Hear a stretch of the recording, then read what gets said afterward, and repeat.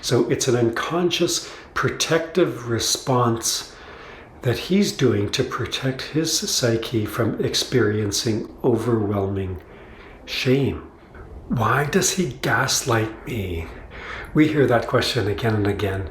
Women talking to us about the lies, the blame shifting, the shifting stories, the changing stories, the deception, the dishonesty, the half-truths. Women tell us that as we're working with them, they're bringing anger, they're bringing rage, they're bringing disappointment, they're bringing heartbreak, and they're at the core of lots of that is, why does he do that? Why does he do that? Well, I'm Dr. Don Russell of the Russell Healing Institute, and we have a work that we do with women that want to stay in their marriage called Detox Your Marriage. We're working with the woman and we are revitalizing her heart, mind, and spirit, and at the same time we're revitalizing the marriage. It's amazing. Click the link below if you want to find out more. In this video, I want to give you the inside story to help you maintain your sanity, to give you some perspective, to give you some wisdom to be able to, stay in the marriage.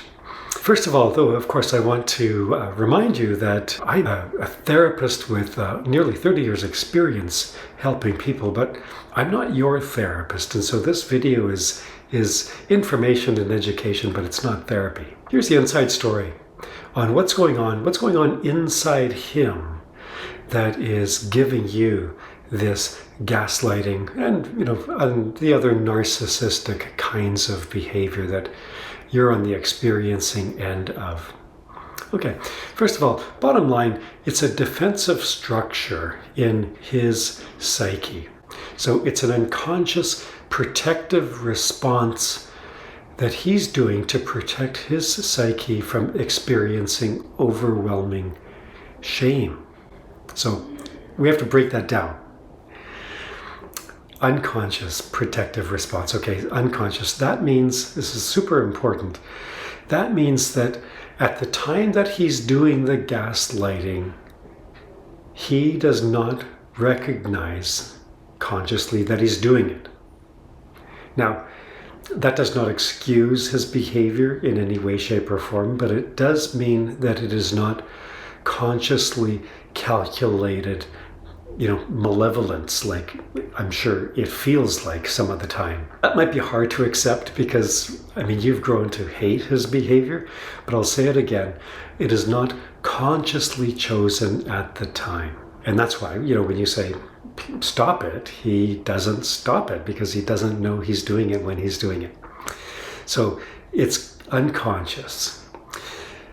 Second part, it's a protective response. It's an unconscious protective response. Protective response means that first of all, it means that there is a lot of emotional energy driving this behavior, this response of his. It's not a whim, it's a survival response. That sounds dramatic, I know. But from the perspective of his psyche, it is felt to him as a matter of life and death. Yikes. Okay, so we have to unpack that a little bit more. So what is he protecting himself from? Well, he's protecting himself from experiencing overwhelming shame. Now, this is a topic for a whole video, but for our purposes here, I'm going to unpack it a little bit. For a person to admit that they're wrong about something, anybody, to admit that they're wrong or something, whether it's a large thing or a small thing, that means almost by definition that they're exposing themselves to others to be less than perfect. Now, of course, that's uncomfortable for any of us, but for some of us, to be exposed as imperfect basically is equal to being subject or fearing being subject to rejection. Fearing being deemed by the other person as unacceptable, which means at a very fundamental level, abandonment or exile from the tribe, so to speak. So do you see how for some people, like your husband, To admit wrongdoing, to admit a mistake, is not simply a moment of vulnerability, which we all experience. But for a person who gaslights, for a person with narcissistic behaviors and traits, it's to be exposed as having made a mistake is a dread to be avoided at all costs. To his psyche, it's a matter of life and death. He simply can't afford to be seen as making a mistake, forgetting to pick up milk on the way home, or, flirting with that girl at work.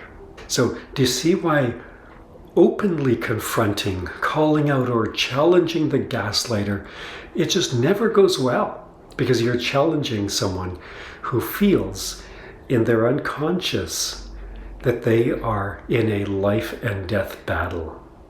You are the enemy at the gates when you are challenging or confronting or calling out a lie. They will not concede defeat in real time. They can't afford to own a mistake or failure. Now, to be clear, I'm not asking you to feel sorry for the gaslighting narcissist. That's not the point of this.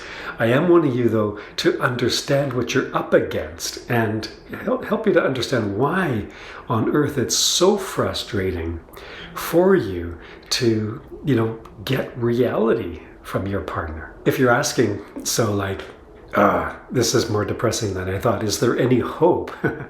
This sounds pretty depressing. Change is possible for a gaslighting narcissist, right? So the talk on the street, narcissists don't change, narcissists can't change, it's not supported with the clinical evidence.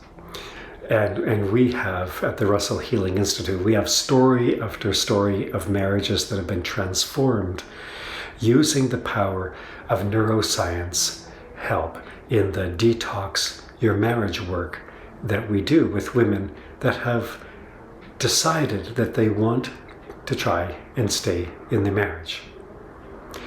Our neuroscience-based help works because it's based on the science of permanent change, reorganizing information in the mind, body, and spirit of one person, which causes the reorganization of information in the other person, because, of course, two people in a relationship are an interactive system. All right, so that's a little bit of diving deep into understanding why he's doing that. He is behaving badly, right? And he should stop that. No question. But I want you to understand why it's happening. It's happening for very deep reasons.